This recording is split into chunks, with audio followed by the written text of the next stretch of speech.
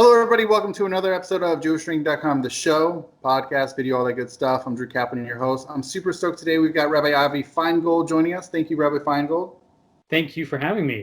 My pleasure. For those who don't yet know Rabbi Finegold, he does the Jewish Learning Lab in Montreal up there in Canada. And that has a lot of cool stuff, adult ed, music-based collab, other good stuff. But he also, so even though we met many years ago, over a dozen years ago, I connected with him for this podcast because he has a spirits and spirituality podcast.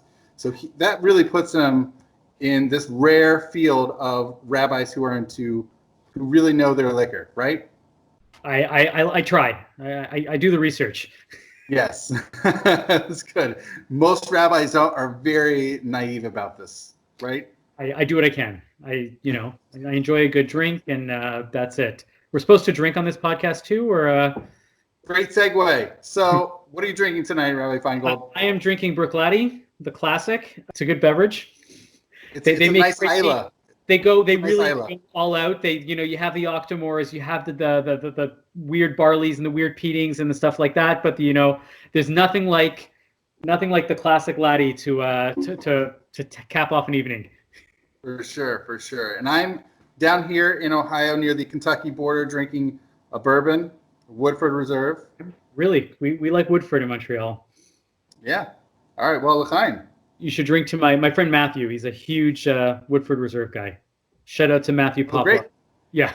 All right. It's Matthew. His birthday on Friday. So I don't know when this is coming out, but there you go. It's for you. L'chaim, l'chaim. I tasted some already before, so no bracha, but I got it. You pre-showed. I pre-showed. That's right. All right, so we are talking about all the different, we're Jews. We have our drinking. So many different life cycle ceremony, right? We celebrate different things. We mark the passage of time. Of course, we have the Shechianu blessing. But another blessing that we love to, it really almost seems like it just pops in. We just drop a blessing of Borei Pri Gafen, right? We just drop some wine in. I don't know about your feelings on this. Like, I think for people who are immersed in Jewish life, it does, like for most people, they just don't even think about it, right? It's just like, we've got wine at everything, right? Yeah. If you grew up with it, it's normal. It makes sense. You don't second guess it, right? And religious people don't second guess it. Even non-Jewish religious people. So Christians always have wine at sacred events, right? In terms of like Mass, celebrating the Eucharist, stuff like that. And it's just, you don't think about it. You don't have a religious ceremony without wine. That's what it is. Yeah. But it's weird when you stop for a second and you're like, wait a second, were we like cultivating a bunch of alcoholics? I'm not even thinking about that. I'm more thinking of like, where does this even come from? So for me, for just a little bit of context, like I love pulling open the hood. If I think about Judaism like a big car or truck, I like looking under the hood and seeing how it, what are the mechanics of it? And when you actually think about either Brit Milah, Pidyon Haben, so like obviously bris, redeeming the firstborn, neither of those things have in the Talmud anything about doing wine blessing. And even when it comes to, there are two main pieces of the Jewish wedding. There's the betrothal piece and then there's the actual formal wedding. But the betrothal piece, again, in the Talmud, there's nothing about having a wine as part of that ceremony. And yet we see all three of those ceremonies having it. The actual wedding piece, it's already there in rabbinic literature, but interesting how like the technical words in the Talmud are erusin and nisuin, right? Yeah. And we just say now kiddushin, right? Making things sacred, which is the act of kiddush. So we'll get to that in a second. But yeah, we're jumping the gun here. Look, it's interesting. I always like to joke that there's always two answers to this type of question. Where did this come from? And there's the academic answer and there's the traditional answer.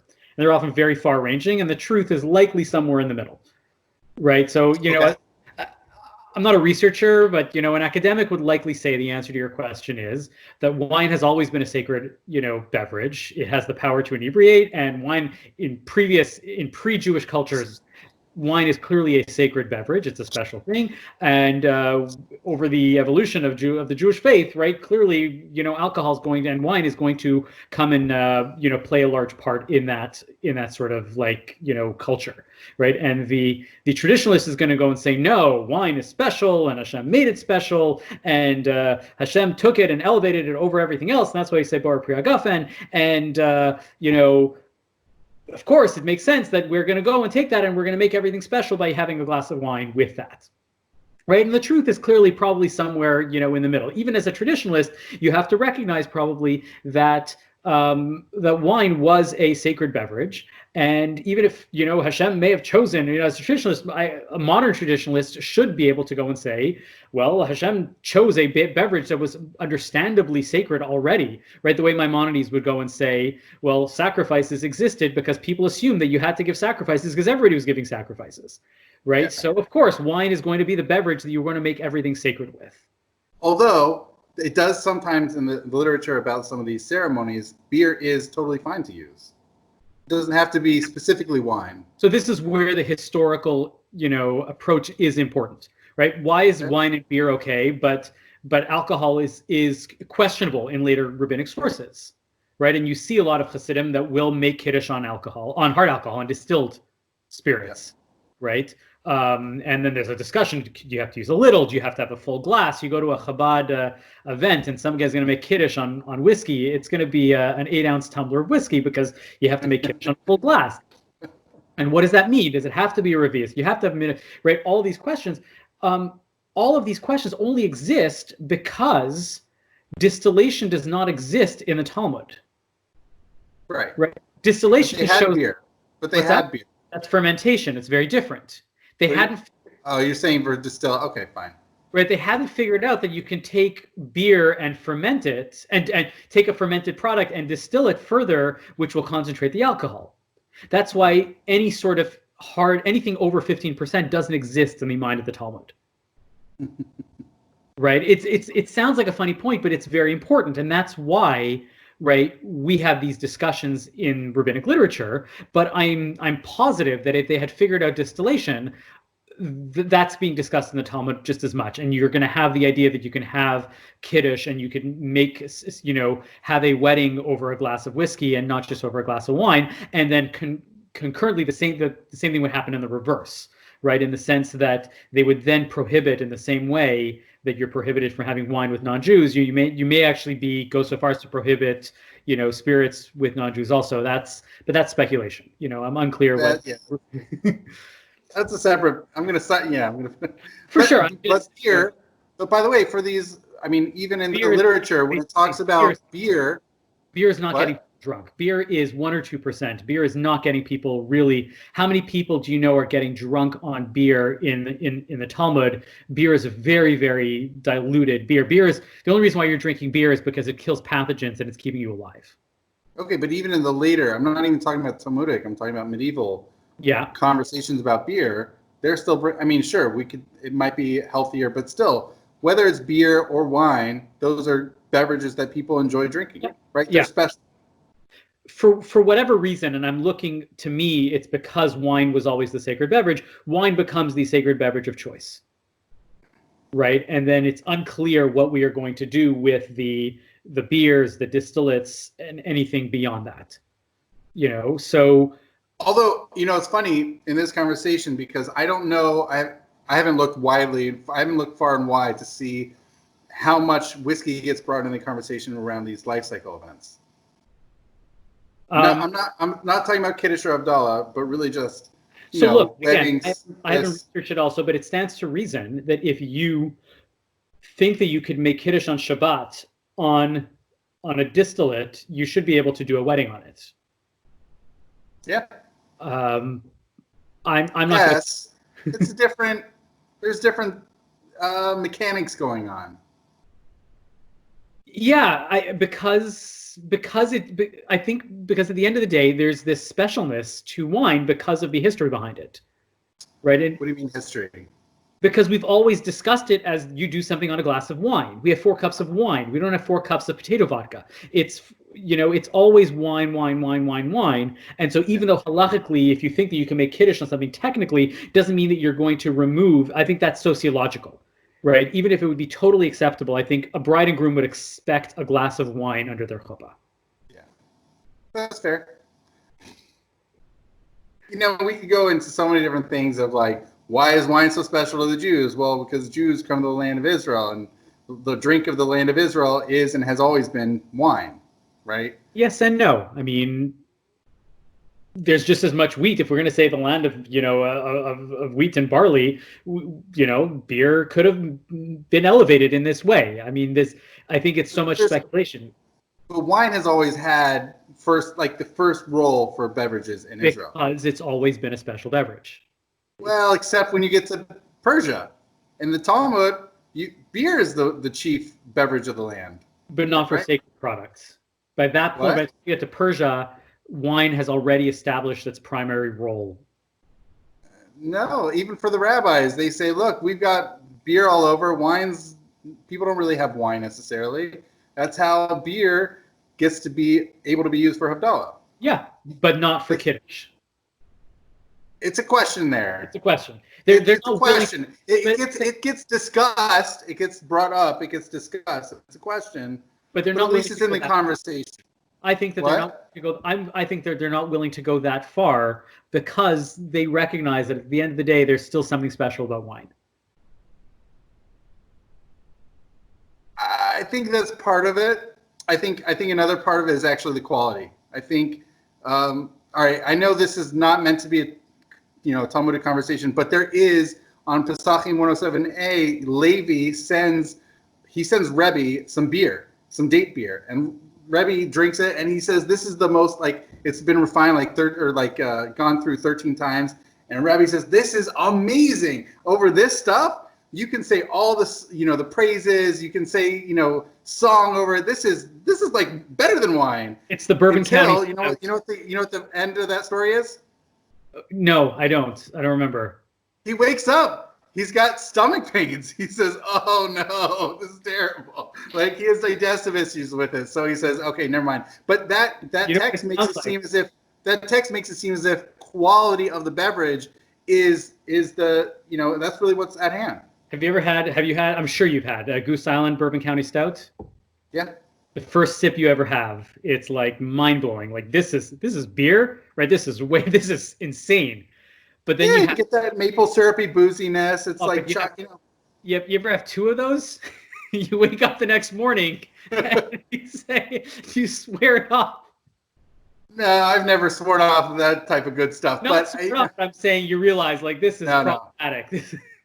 I've had some bourbon barrel aged stouts that are that you feel the next morning. But that text really points to the quality issue, right? And that they really they prioritized the quality of the wine over the beer that they had. It was mostly probably date beer, but they had other beers, wheat and barley. So I don't know. I think it was nowadays, if we want to talk about a barley wine, we want to talk about a stout. There's some really good stuff that really, I think it's a different set of parameters. It's not like the beer they had back then. About a lot of, we're the home of Unibrew.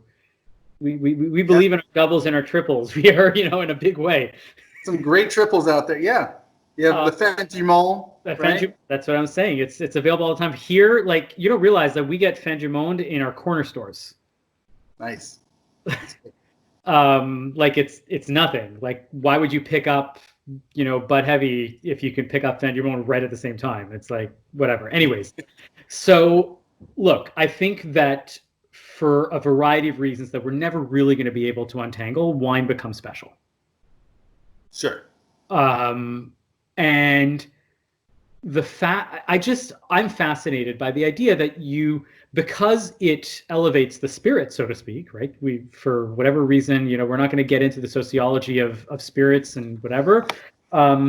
The idea that you get a little inebriated, that you feel a little different about something, that is an opportunity to take it and make something sacred. Just mumbling something over a glass of wine and not enjoying it, I think it defeats the entire purpose. I think that, Sweet Manischewitz exists only because that's all that they could. But nowadays, when you have so many opportunities to drink great wine, I think that you defeat the purpose of making kiddush or having a sacred moment over a glass of wine when all you're doing is drinking this sugar water. So you're positioning the use of wine as a holiness aspect of sanctifying. Is that where you're going? I think so. I mean, if you look at the word kiddush, right? You look at kiddushin. Well, I want to hold off on Shabbat for now, but you're talking about specifically the wedding ceremony?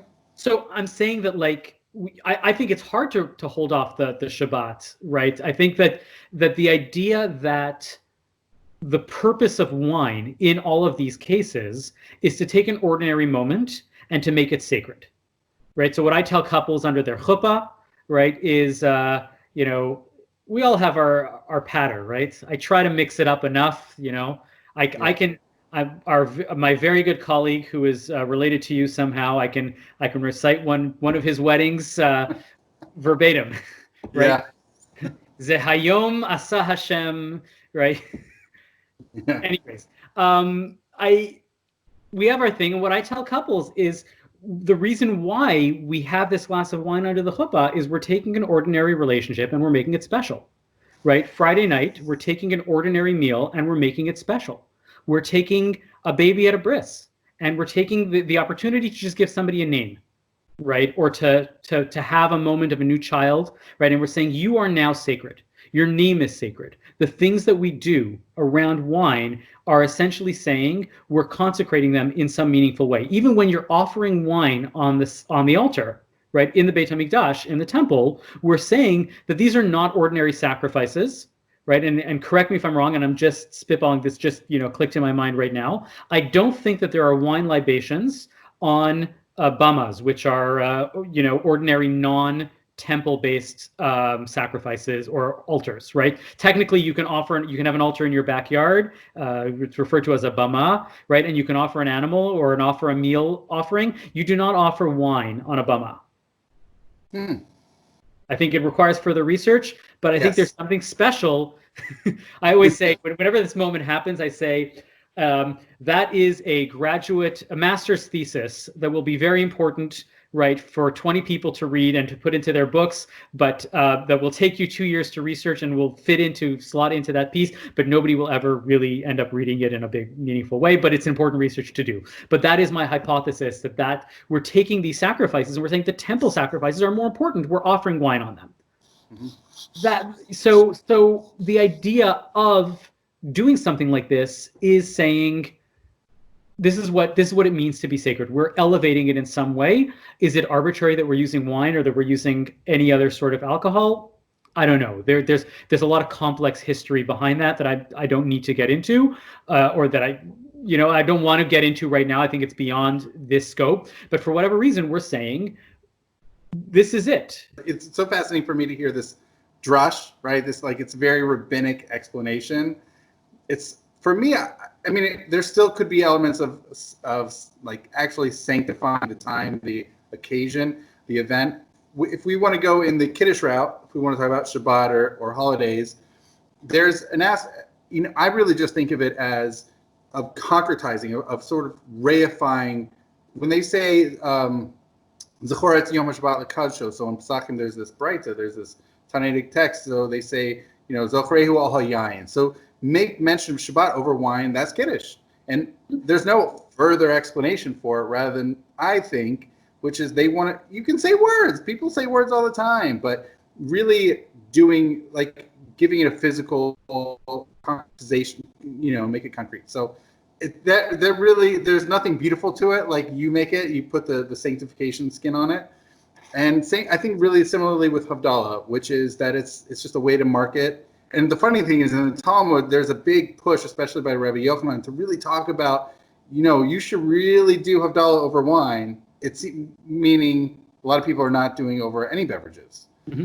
And I think there's something different with Lifecycle events. Now, with weddings, so even that goes all the way back to rabbinic literature. But with Brit Milah, with Pidyon Haben, it doesn't go that far back. It's not mentioned in the Talmud, not mentioned with Maimonides. So it's a fascinating medieval development. So look, I mean, and this is completely, you should know that, it may be academic, right, to say that I think that you're elevating and we're doing something special, or the perception of it is that. What's interesting in that further discussion would be, well, if the reason why they may allow, ordinary beverages, what we refer to as Khamar Medina, right, in Havdalah, is beer, anything. You can do it on coffee, you can do it on juice, or whatever it is because at the end. You don't get drunk off of coffee. No, so I'm saying, I think the reason why that might be is because at the end of the day, you're celebrating the end of sacredness. You're moving into Chol. You're moving into weekday, right? So it's a marker, and there's some weird transition about that you might want to be able to discuss. I'm not going to go there. Let's be honest, right? That starts to get really like in the weeds of like, this sounds like a very yeshivish sort of Dvar Torah about things. I'm not going there. Although clearly one can, make that type of push. My sense, and again, I haven't researched this, but let's be honest. My sense is that once you have Kiddush and you have weddings and I'm trying to think of, and Havdalah, I'm trying to think of what else formally requires a beverage, right, from very early on. I don't know. You named it. It's mainly the under the chuppah. It's Nisuin, and also you have Kiddush and Havdalah. Those are the primary ones that go back. And Beer Hamazon. And Beer Hamazon, exactly. So once I would probably hazard a guess and say once you are doing some life cycle and making it sacred, right, there's this push to like add to sacredness to other life cycle pieces or whatnot. The same way that Sephardim wear a talus under a chuppah, right? There's no real like ritual reason to wear a talus, but by this point it's like, of course it's a ritual moment, you have to put on a talus for this, right? And the 20th century analog of that is, somebody feels like protesting is a sacred act. Of course I'm going to put on my talus to protest, because that is the act of like l'taken olam b'malchut shaddai. So I am going to, be one of these people that's going to put on a talus and I'm going to protest, and this is God's work, right? Are you going to go and say that talus is necessary for that? No. Am I going to respect and recognize that what you are doing is saying that I'm elevating this moment into an act of prayer, praying with my body by being arrested with a talus on? 100%. Right. And so putting a glass of wine at a bris, and by extension then putting a glass of wine at a pidyon haben, and by extension putting a glass of wine wherever you're going to put it. And multiple rabbis that I've ever been to, that I've been to some sort of a conversion, at the end the individual comes out of the mikvah and they're dressed and they're dripping, their hair is dripping. If there's a male there, it's like, let's put on tefillin for you right away so you can have a mitzvah. But more often than not, there's a l'chaim there to celebrate, and it might be a bottle of wine, it might be a whiskey, but it's all by extension the same sort of thing. You're taking it like saying like sanctifying, elevating. I think I'm coming at it, and it's great to hear your articulation. It's forcing me to articulate it, which is, I want to position it as more of like wine or even beer, which I mean whiskey, but wine or beer is more of, to help enhance the moment, right? To really give it a certain liveliness to it, rather than necessarily make it somehow connecting to the newness or anything of that sort. I don't think to use the rabbinic language, there's no stira between our discussions, right? In the sense that they're not mutually exclusive. I might actually say that mine is the case, and then you're going to ask me, but why wine? Well, it's because it elevates the moment, right? In some way, it makes you feel. Beer. What's that? Or beer, or whatever it is. So does beer, but like I said, I really would. My sense is that the beer that they were drinking, by and large, was much more. Remember that there's never discussion about beer being watered down. There's always a discussion about wine being watered down. I'm coming at this from beer being the drink that sustains humanity in the Middle Ages. And beer is 1 or 2%. It's basically there to kill pathogens. And people realize that if you drink the water, you're going to die. But if you drink the beer, you're fine, right? I have a feeling that beer probably had that role in Talmudic times. I want to talk quickly about pidyon haben. So in the Shulchan Aruch, Rabbi Cairo doesn't mention anything about doing anything with wine. Mm-hmm. But Rabbi Itzela says, you know what? If there happens to be wine in the city, then the Kohen makes a brave prig off and he blesses upon the wine immediately after the redemption. And that's what we're accustomed to do in order to publicize the matter. Now, it's really fascinating because the Taz thereupon says, but if they don't, right, Rabbi Yisraelis made it conditional if they happen to have wine. But Taz comments, but if they don't, then you can do it over beer. It's not that the wine is really that instrumental to making a blessing on, as long as there's something, of a vaguely celebratory nature. Yeah. So I think that fits into exactly what I've been saying. Oh, so I'll say something which actually fits into what you're saying a little bit more than what I want to say, which is, so moving on to Brit Milah. So it's right there in the Shulchan Aruch that there is a Borei Pri Hagafen, right? We got some wine going on. His comment when he wrote on the Torah in his Beit Yosef, he says, look, it's not in the Talmud, not Rambam, not Rif, but maybe it's from what Mordechai wrote, that maybe it's because of this. There's actually something that's Talmudic where Rabbi Yonatan says, we only say Shirah on wine. And he quotes a verse from the book of Judges. Now, that really goes more to your point, which is in the Talmud they say, we only say Shirah on wine, right? And that connects also with the 4 cups of wine at the Seder, which is Magid and Hallel, both of which are very song-oriented. We have cups of wine with. Oh, you're saying that it's not really 4 cups of wine at the Seder. There are 2 cups that would normally be at the Seder anyways, Kiddush and Birkat Hamazon, and the 2 extra ones, and we do it over Shirah. Right? If that was the case, though, I would say any formal time that you are reciting Shirah in a very formal moment, one should be compelled to have a glass of wine there also. So why don't we have a glass of wine at Hallel and Shul? It'd be great if we had a little bit of schnapps at Hallel. That'd be great. Rosh Chodesh comes out, so does the whiskey. Well, let's be honest. I mean, if you think about it, there's something about rendering Shul sacred that, and again, I'm being very valorizing here, but I don't mind saying that the people that are doing Kiddush Club in some way are saying, listen, right, this is a moment and we can elevate it. By the way, just for fun facts, in the Shulchan Aruch, he talks about if you don't have wine at a wedding, you can use beer. The important thing is that the blessings are done on a cup. So that's interesting. So my friend who's his last name is Beer Breyer, and he had a brewery.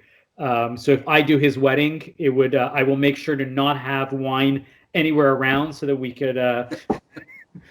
I am pushing back on you of the centrality of wine in these life cycle rituals, but at the same time, you're still right that wine is like the top number 1 preferred beverage for use in these ceremonial activities. Yet beer, it's not as if it's the only one. Beer can still be used in a pinch. Yeah, and again, remember, let's be honest, wine and beer are the only ones that are being discussed because they haven't yet figured out distillation. Oh, it'd be funny to see whiskey or vodka or something like that used in one of these situations. Yeah, so whether or not one could or whether or not one should is also, an interesting discussion. And that goes to sociology. I think that there is something about maintaining this primacy of wine, right, in the Jewish imagination. I'm okay with leaving that there and saying, what, whiskey is very important, but wine is okay, but beer is okay, and whiskey's okay, and let's enjoy and all that. So, Rabbi Finegold, you have this Spirits and Spirituality podcast. For the listeners out there who are not familiar with it, what is it? So, and you'll probably send the links out in the show notes, and you can just go on iTunes or Spotify or anywhere you want and search Spirits and Spirituality, and you'll find it. It started because I have a friend of mine who is a broadcaster in Montreal. His name is Tommy Schneermacher. He's a really nice guy. He's an observant Jew. He's interesting. We used to hang out together. And when he retired from being a broadcaster, doing 4 hours a day, I said, great, let's do a project together. When are we going to do our project finally? And he says, great. We were at lunch and he said, yes, let's do a project finally. So I said, great. What are we going to do? I said, I don't know. We both like to drink. We both like to talk about religion. Let's do something. I said, I don't know. Let's call it spirituality. Let's call it Spirits and Spirituality. And we were riffing and he says, perfect, done. And it took a few months. We found a producer who was able to because a good podcast needs a good producer. Sometimes you just don't want to have them. He's a professional. He was in broadcasting for 40 years. And we said, great, we're going to interview different guests about religion and spirituality. And we're going to drink cocktails at the same time. right? So the idea was you had to put those two together. So we interview different guests, not only Jews. We've had pastors, we've had imams, we had this amazing podcast. You should, if there's one of the few episodes that you really is a must listen in the top 5, this woman Nakuset, who was caught up in what was referred to in Canada as the 60s sweep of Native Canadian children, right, for adoption. They didn't belong on the reservation. We're going to place them in, really evolved westernized homes, really like westernized. They're more Western than we are, but, urban homes, and we're going to make them, people. And she got adopted as a 3-year-old into a typical suburban Jewish household. Goes to Jewish high school and everything. But she always knew that she had this background. She's 18. She decides to go back to her native roots. She says, I'm a native woman who's in charge, who's the CEO, the executive director of a native women's shelter in Montreal. But I never forgot my bubby, right? I have a bubby. Right, and she has a deep connection to her bubby. So we interview guests like that and talk about spirituality from that perspective, but we're always drinking cocktails. So we try to record in bars whenever we could, and we have the bartender come on and explain to us the cocktail that we're drinking that often has some connection to the interview guests that we've had. And sometimes it's just, we recorded with David Frum, and it was late at night, and we couldn't even get the hotel bar. So we're in like a hotel conference room, but it's David Frum. So of course we're just sitting and we're drinking bourbon, right? Nice. Sorry, we're not drinking bourbon. I'll tell you, the great connection we had with David Frum was that we drank Crown Royal rye. Right. So it was the American. So it was it was aged in American casks, in bourbon casks. So there was a Crown Royal. So I said, you're the Canadian that is immersed in American life and as an American commentator, right? So we have to drink the Canadian whiskey that's with the bourbon cask. So that's what we drank, and drank a significant amount. It was an amazing episode. But that's the kind of thing that we did on Spirits and Spirituality. We're on a brief hiatus right now because Tommy's promoting his book. His memoir of his mother who survived Auschwitz. It's called Makeup Tips from Auschwitz or something. It's a wonderful book. It's a lot of fun. But you should check out Spirits and Spirituality. It's my other podcast. We drink just as much. I can tell you, I'll give you a little backstory. I've never said this on camera, and so you got to put this in. Don't edit it. A little pro tip, right? Because you drink on your show. Yeah. Don't try to record 3 episodes in one night. Because third one's the best. Because we've done that trying to pretend that each episode is a standalone, and by the 3rd episode, right, having 2 cocktails each in the first ones, it's your. I'll leave it up to you guys to figure out which of our episodes were multiple, drink, related. Yeah, that's all I have to say about that. But. Check it out. Check out my other podcasts. They're a lot of fun. The future is podcasting. I really believe that. So, l'chaim to that. Awesome. L'chaim. Thank you so much, Rabbi Finegold. This is a great conversation, and this is a great way for us to sanctify this moment, right? Yes, absolutely. And to everybody out there, thank you so much for listening, watching, and l'chaim. L'chaim, absolutely.